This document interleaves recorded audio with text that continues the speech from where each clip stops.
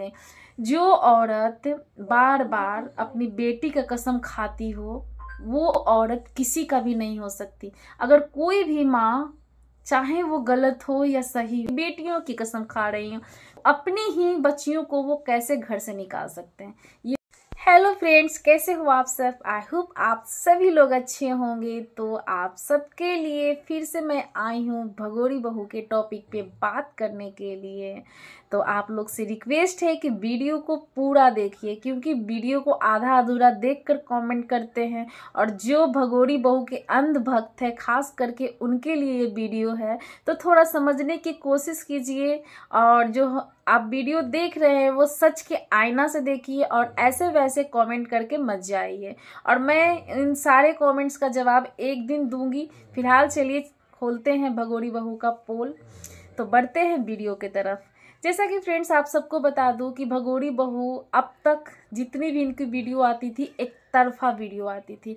इस पे कोई रिएक्शन वगैरह नहीं आता था, ना तो अंशु के तरफ से, ना तो धीरज भैया की तरफ से, और ना ही पड़ोसी भैया की तरफ से। लेकिन अब जो है इनके कारनामे दिन पर दिन बढ़ते जा रहे हैं। तो कहते हैं कि इंसान की जो गलती होती है, एक गलती इंसान माफ कर देता है, 2 गलती इंसान माफ कर देता है, 3 गलती माफ कर देता है, लेकिन आखिर वो भी तो इंसान ही है। क्योंकि जब हम किसी का बुराई करते हैं तो वो बुराई, अगर मान के चलिए कि उसके लिए उसके दिल में हमदर्दी है, तो वो 1 बार माफ करेगा, 2 बार माफ करेगा। लेकिन बार बार आप किसी को उंगली कीजिएगा, किसी को बुरा बोलिएगा, तो आखिर वो कब तक चुप रहेगा? जो लोग कहते हैं कि भगोरी बहू को निकाला गया है घर से, भगोरी बहू जो है इनको मतलब कि ये खुद से भागी नहीं है, और मुझे ये भी कमेंट आता है कि आप बार बार भगोरी बहू क्यों बोलती हैं, मुझे लोग अब सब भी बोलते हैं। तो मुझे कोई फर्क नहीं पड़ रहा है भाई, मैं सच के साथ हूँ और सच के लिए बोल रही हूँ। तो आप लोग जो भी बोल के जाओ, मुझे कोई फर्क नहीं पड़ रहा है। बशर्ते मैं आप लोग को भी गलत नहीं कहूँगी, क्योंकि आप लोग के पास जो है ना, वो आप लोग के आंखों पर भगोरी बहू का ये रोने धोने का पट्टी बंधा हुआ है, इसलिए आपको सच नहीं दिख रहा है। यही पट्टी अंशु के आंखों पर भी बंधी हुई थी, लेकिन आज उसको अब सब कुछ रियलाइज हुआ और उसे इस भगोरी बहू की स्टोरी पता चला, तो अब वो भी सतर्क हो चुकी है। फिलहाल जो लोग कह रहे हैं कि भगोरी बहू सती सावित्री है, तो आज हम बताते हैं कि ये कितना सती सावित्री है। क्योंकि उतना दिनों से तो हम लोग सिर्फ तर्क वितर्क रख रहे थे, लेकिन अब इनके जो रिश्तेदार हैं, पड़ोसी भैया और धीरज भैया, एक लाइव में आए थे, और इस लाइव में सबने अपना अपना बात रखा है कि भगोरी बहू जो है वो क्या क्या करतूत करती थी ये अपने सास ससुर के साथ। तो जिन लोगों को कहना है कि ये मतलब सास ससुर के साथ बहुत अच्छे से पेश आती थी, बहुत अच्छे से घर में रहती थी, तो आप लोगों को बता दूं कि इनके घर में हर दिन कारनामे होते थे। और हाँ, जब ये भड़की थी केक काटने वाली वीडियो पे, तो आप लोगों को बता दूं, तो फ्रेंड्स ये जब तड़की भड़की थी केक काटने वाली वीडियो पे, क्योंकि इनकी माता श्री ने केक कटिंग किया था, तो ये जो केक कटिंग किया था, तो ये कहीं ना कहीं जो है ये अपने बेटी से ही सीख कर किया था। क्योंकि आप लोगों को बता दो, जब इनके पहले हस्बैंड गुजरे थे, तो 1 ही महीना के बाद जो होता है वो इनके जो सेकेंड हस्बैंड है यानी राजवीर जी का जन्मदिन आता है। तो उस दिन ये क्या करते हैं कि ये अंगूठी मंगवाते हैं, और वो अंगूठी किससे मंगवाते हैं? वो अंगूठी पड़ोसी भैया से मंगवाते हैं। वो भी तब की बात है जब कोरोना का समय था, उस समय लोग घर से बाहर नहीं निकलते थे, सब लोग अपने अपने घर में रहते थे, क्योंकि उस समय का जो माहौल है वो हम सब जानते थे। वैसा सिचुएशन में भी पड़ोसी भैया ने इनको अंगूठी ला के दी, और इनको ये बोलती हैं कि रिलेशन जो आसपास के लोग हैं, सास हमें किसी से बात नहीं करने देती थी। तो जब ये बात नहीं करने देती थी, तो ये अंगूठी कैसे उनसे मंगवा ली? इस टॉपिक को थोड़ा सा गौर कीजिएगा। और दूसरी बात है कि ये बोल रही थी कि मेरे जो हस्बैंड, जो राजवीर जी का जब डेथ हुआ था, राजवीर जी के जाने का 1 महीना भी नहीं हुआ, और जो मेरे भाई और मेरी मम्मी हैं, भाभी हैं, वो उन्होंने सेलिब्रेशन किया, एक छोटे बच्चे का बर्थडे किया। तो कितना धमाल की थी ये भाई, अपनी माँ से नाराज हो गई थी, मतलब बहुत कुछ हुआ था उस समय में, ड्रामा जैसा आप सब जानते हैं। तो ये चीज़ बताइए, ये चीज़ कहाँ से उन्होंने किया? उन्हें तो यही लगा कि जब इसके पहले हस्बैंड गए, तो 1 ही महीना बाद ये रिंग खरीद कर ये अपने देवर को पहना रही है, जिसको ये भैया भैया कहती थी उसको पहना रही है, तो ये कोई प्रॉब्लम नहीं हुआ। तो मैं बच्चे का जो बर्थडे है वो केक काट लूँगी तो क्या हो जाएगा। ये कहीं ना कहीं इनको लग गया था कि जब उतना बड़ा कुछ हुआ तो जब मेरी बेटी पे फर्क नहीं पड़ा, अगर मैं केक ही काट लूँगी तो क्या वो करेगी, कुछ नहीं करेगी। क्योंकि यहाँ तो भाई सारा कुछ तो मेरी बेटी के अंडर में ही है। मेरी बेटी को दुख क्या है, कोई दुख नहीं है। चले गए दामाद तो चले गए, लेकिन जितना प्रॉपर्टी है तो रानी तो क्वीन बन के रहेगी ना। ये सारी चीज़ें इनके माइंड में चल रहा था। अगर दुख होता तो ना तो ये जो हैं अपने देवर, क्योंकि उस समय वो देवर ही थे ना, तो ये अपने देवर यानी भाई मान के चलिए, क्योंकि ये भैया भैया बुलाती थी, तो ना ये अपने भाई को रिंग देती और ना ही जो इनकी माता श्री हैं वो अपने पोते के बर्थडे पर केक कटिंग करते। तो इस टॉपिक को पकड़िएगा।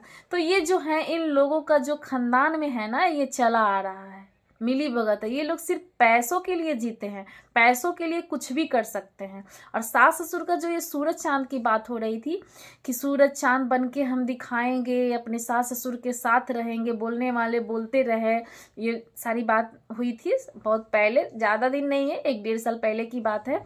लेकिन क्या हुआ, ये चांद सूरज सब कुछ, क्योंकि इन्हें पता चल गया कि जो भी प्रॉपर्टी है मेरे पति का वो तो हम ले ही लेंगे, बाकी जो इनका प्रॉपर्टी है चलो पोट पाट के देखते हैं, अगर मेरे नाम पे लिख देंगे तो ठीक है, और नहीं लिखेंगे तो हम घर छोड़ के चले जाएंगे।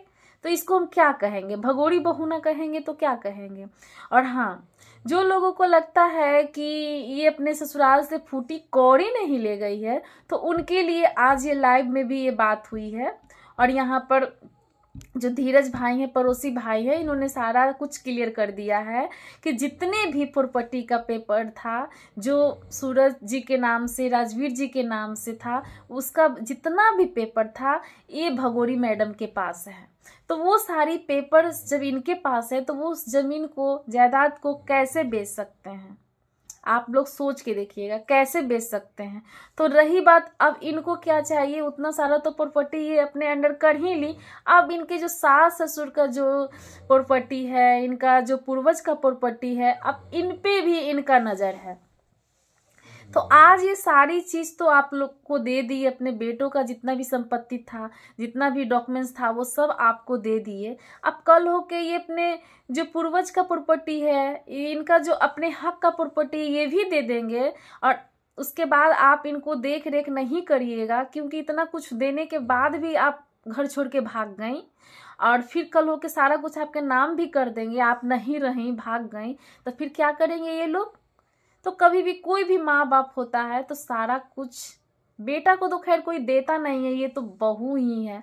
और ये सारी चीज़ जो अंशु के पापा थे वो कहे थे अपनी बहन से कि ये भाग जाएगी, सब कुछ मेरे अंडर में करो। तो ये सारी चीज़ कहते हैं ना कि इंसान को देखकर पता चल जाता है कि कौन क्या कर सकता है। तो उस समय कितना तर्क भड़क वाला वीडियो आया था कि नहीं मैं ऐसा नहीं कर सकती हूँ, मैं यहीं रहूँगी, ऐसे ऐसे कर रहे हैं, साजिश कर रहे हैं। तो भाई जब आप इस तरीके से करोगे घर में, आप पहले भी इस तरीके से लड़ाई झगड़ा किए होंगे तभी तो ये ऐसी बात कह रहे हैं। क्योंकि देखिए कभी भी जब इंसान जिसके साथ रह रहा है, हाव भाव रहन सहन से पता चल जाता है कि कौन क्या कर सकता है। तो उसी तरीके से उन्हें भी पता था, और कहीं ना कहीं ये बात जो है वो सच भी हो गया है। तो ये जो सास ससुर हैं, ये तो उनका अपना बेटा का जितना भी प्रॉपर्टी है सारा कुछ दे दिए। लेकिन अब ये बात आ रही है कि बहू को निकाल दिया गया, तो वो लोग बहू को नहीं निकाले थे। इनका जो मन था, मैं शुरू से देख रही, रोज हर दिन का वीडियो में क्या दिखाऊं, रोज तो खाना पकाना, मेरे व्यूवर्स बोर हो जाते हैं, मेरा व्यूज़ भी इधर डाउन हो गया है। चैनल को ग्रो करने के लिए कुछ ना कुछ करना होगा। ये चीज़ आप देख लीजिएगा, इनके ओल्ड वीडियो में जाके देख लीजिएगा। हाँ, तो बहुरानी बोलती थी घर में ये सारी चीज़ें जो इनके फैमिली के तरफ से, इनके पड़ोसी के तरफ से आ रहा है कि मैं अकेली रहूँगी क्या, मैं घर में बंद होकर रहूँगी क्या, मैं नहीं रहूँगी। तो इनके जो सास ससुर थे इनको छूट दे दिए। पहले से भी इनका भाई जो था बता दिया था कि तुम्हारी बहू रहने वाली नहीं है। भाई उनको अंदेशा लग गया था। वो इतने मतलब कि एक होता है कि उनका उम्र के हिसाब से उन्होंने अंदाज़ा लगाया, तो उनका अंदाज़ा भी कहीं गलत नहीं है। कोई भी रहेगा उनके जगह पे तो ये सारी चीज़ें सोचेगा। तो उसके बाद ये जो हैं अपना घूमने के लिए, अपना टहलने के लिए, दुनियादारी देखने के लिए चले गए, क्योंकि सास ससुर के घर में रहते तो इनको टाइम नहीं मिलता भाई, क्योंकि दोनों पेशेंट हैं, दोनों को टाइम टू टाइम खाना पीना दवा वगैरह देना होता, तो ये निकल नहीं पाती। और यहाँ पर हमारी भगोड़ी बहू है, वो भी बोल रही हैं कि ये कहाँ, ये तो छोटी बच्ची है, अंशु तो बचपन से वहाँ रही, तब उनके होंगे, अब उनके बेटे चले गए, बहू चली गई और पोतियाँ भी चली गई। जो औरत बार बार अपनी बेटी का कसम खाती हो, वो औरत किसी का भी नहीं हो सकती। अगर कोई भी माँ, चाहे वो गलत हो या सही हो, लेकिन कभी भी वो अपना बेटी की कसम खा के कोई भी बात नहीं रखती, क्योंकि बच्चा, कहते हैं कि झूठा कसम भी इंसान को नहीं खाना चाहिए, झूठा कसम भी कभी कभी लग जाता है। तो अब तो दोनों पति चले गए, सास ससुर तो बीमार हैं, टेंशन में हैं, अब दोनों बच्चियों का भी जो भविष्य ये खराब करना चाहती है, उस पर भी ये बार बार कसम खाती, हर चीज में मैं अपनी बेटियों की कसम खा रही हूँ, मैं अपनी बेटियों की कसम खा रही हूँ। तुम तो अपना सारा प्रॉपर्टी ले ही चुकी हो, अब तुम्हें किस चीज का उम्मीद है? फिर भी तुम्हारे सास ससुर कह रहे हैं कि नहीं भाई, मेरी पोतियां हैं, जब ये बड़ी होंगी तो जब मेरा जो कुछ भी है इनका ही है, तो अब किस बात का टेंशन है? अब तो आपका 5 उंगली घी में ही है। पहले तो सारा अपने हस्बैंड के नाम का जितना भी प्रॉपर्टी है वो सब कुछ तो आपने ले ही लिया, और रही बचा हुआ जो है वो अपने पोतियों को देने की बात कर ही रहे हैं, तो फिर दिक्कत कहाँ से आ रही है इसमें? लेकिन नहीं, आपको तो कंट्रोवर्सी चाहिए। कंट्रोवर्सी नहीं आएगा तो आपके चैनल ग्रो कैसे करेंगे?